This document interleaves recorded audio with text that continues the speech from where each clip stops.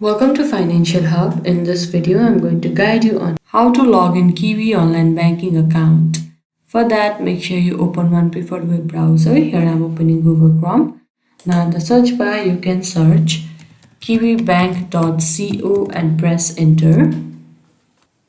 Now you will be led to this kind of page. Here now, firstly, you need to choose your account type, either personal or business. For this video, we will go for personal.